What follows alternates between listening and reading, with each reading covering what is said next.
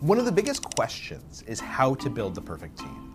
And in fact, about 4 years ago, Google invited me to come spend some time with them because they were in the middle of a big project called Project Aristotle, a huge data study to try and figure out how to build the perfect team at Google.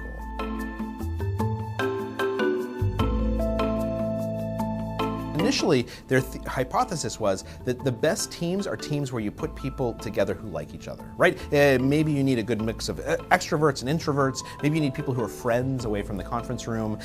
And so they looked at the data and they did experiments and they found that who was on a team actually didn't matter at all. They couldn't find any correlations between team membership and team success. So then they started looking at how a team interacts. And this is where suddenly everything became clear.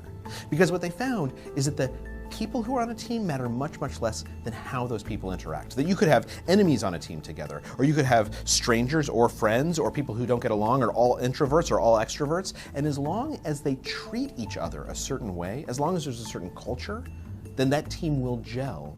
So as they started looking at these behaviors, what they found was that there were two in particular that mattered more than anything else. The first was called equality in conversational turn-taking.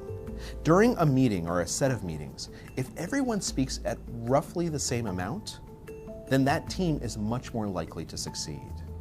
But just speaking isn't actually enough. The second characteristic that teams need in order to do well is called ostentatious listening.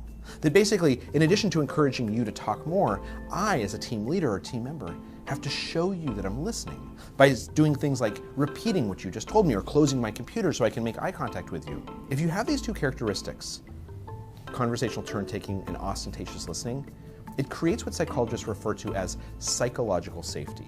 And psychological safety is shown as the single greatest correlate with a group's success. When a group feels like they are psychologically safe with each other, you unlock their best ideas, their ability to work together, their innovative capacities. Google's fundamental belief, as is true for many other companies, is that it's only when a team comes together that you actually get the best ideas out of each person and the best work at getting things done.